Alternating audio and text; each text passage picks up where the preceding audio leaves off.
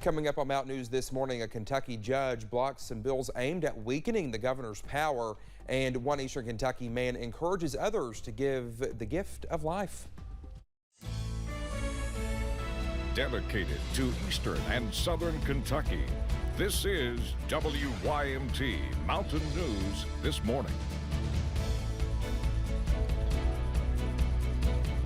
Good morning. It's 6 o'clock on this Tuesday, or Monday 2.0 as Brandon likes to call it. I'm Dakota Makris.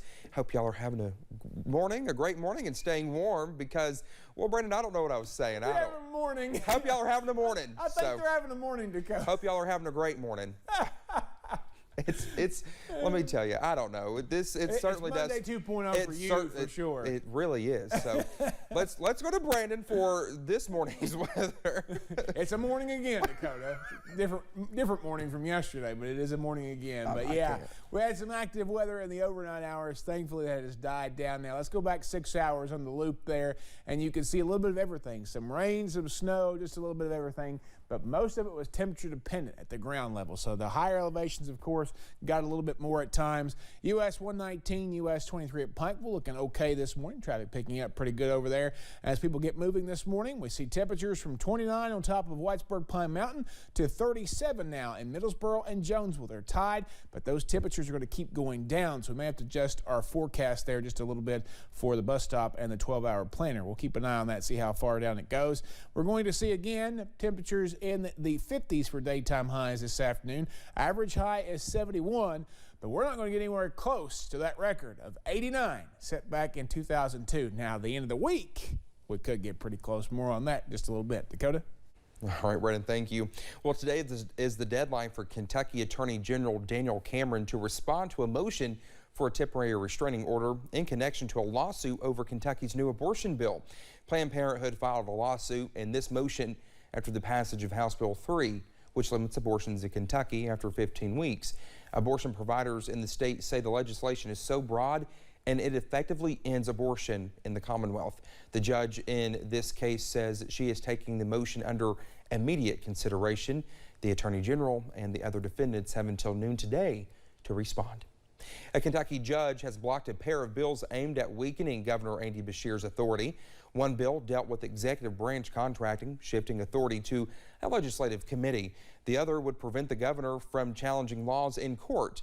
The bill would make the Kentucky Attorney General the only statewide officer that could use taxpayer money to challenge the constitutionality of a bill.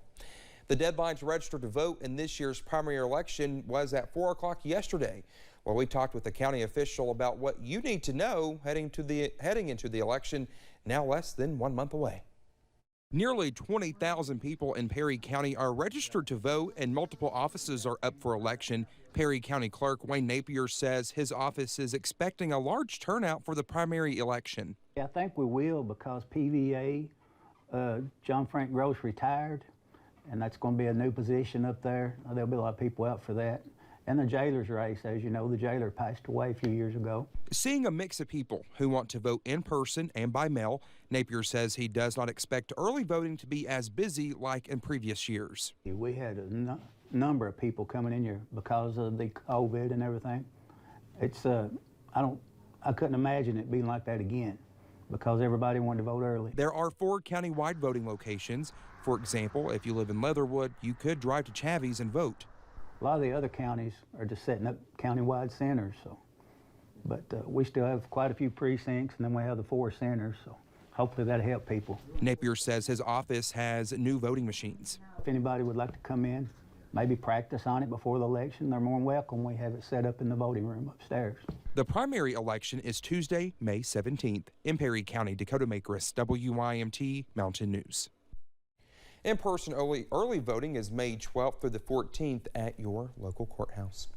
As the May primaries and traditional yard sale season quickly approaches, Kentucky transportation officials want to remind Kentuckians that non-permitted signs and other items are not allowed along state-maintained right-of-way areas. Signs and items can create hazards by blocking sight, distance, or distracting drivers, particularly at intersections.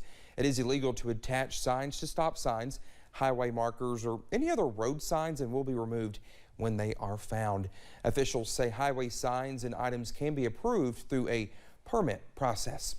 Well, over in Clay County, that county will receive more than $30 million to complete nearly a dozen road and infrastructure projects. The grants are part of House Bill 242, which provides more than $2.9 billion for the maintenance and construction of state roads during the next 2 years. Clay County's funding will go towards projects such as guardrail installation on Kentucky 11 and a new pedestrian bridge in Manchester. Well, if you find yourself in downtown Hazard and if you need some Wi-Fi, it is now available for free at the Triangle and the Perry County's Farmers Market.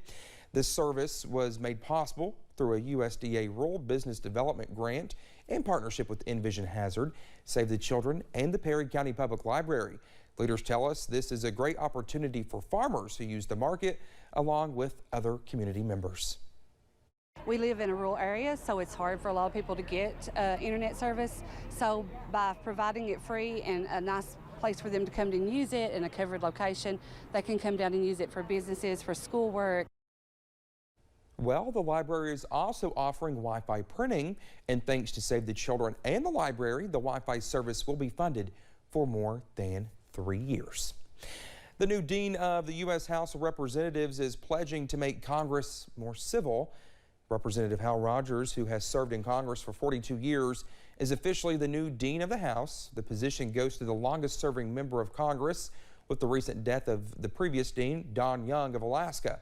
As dean of the House, he will also have the formal duty of swearing in the new speaker every 2 years. Though it is largely ceremonial, the dean also has the informal role of setting the values of the institution.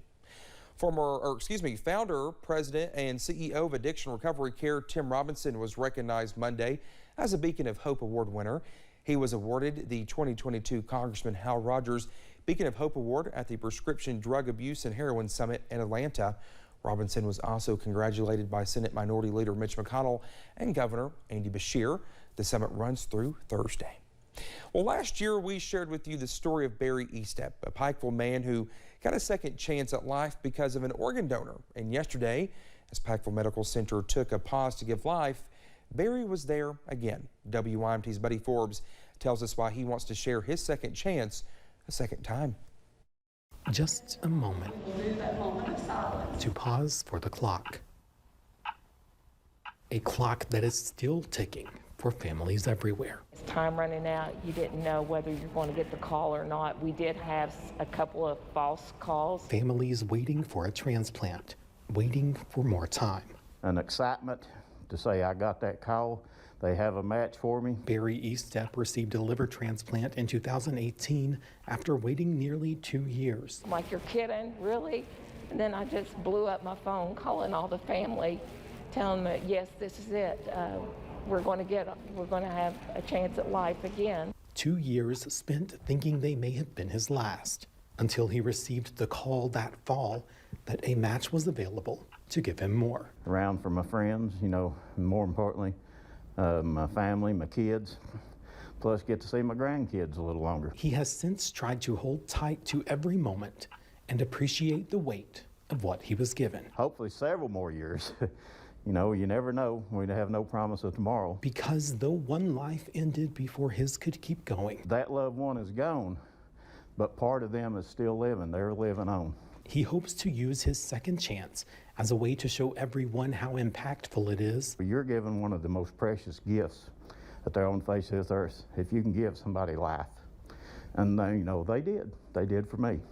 And I hope one day that I'll be able to thank them. To give a gift that could never be repaid. In Pike County, Buddy Forbes, WYMT Mountain News.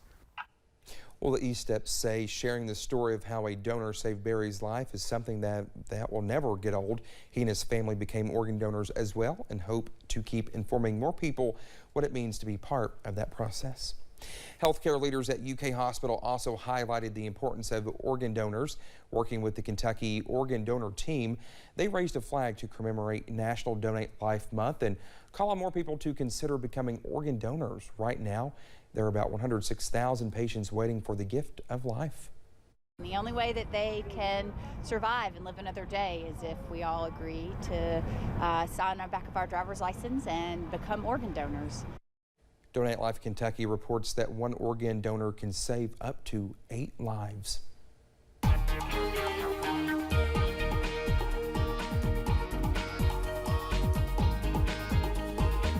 Proud organ donor here as well. Coming up on 6:10, we're celebrating dogs and the Donate Life dog walking forecast later in the newscast. But right now, we're focusing on the cold temperatures. Let's take a look at those this morning. 29 at Pine Mountain there. That's the coolest spot this morning. Over in Letcher County, 37 Middlesboro and Jonesville. So again, a lot of low to mid 30s out there this morning. So it is a chilly start to the day. 54 this afternoon, but a west-northwest wind that could gust up 20 miles per hour or higher will make it feel colder. Even with the clouds moving out and the sunshine moving in, it's going to be a chilly day overall. The end of dogwood winter, because we're going to see after the breezy day today, temperatures start to climb. Some rain chances come back into play on Thursday, but by Friday, Saturday, and Sunday, there's an 8 in front of the forecast high. Dakota?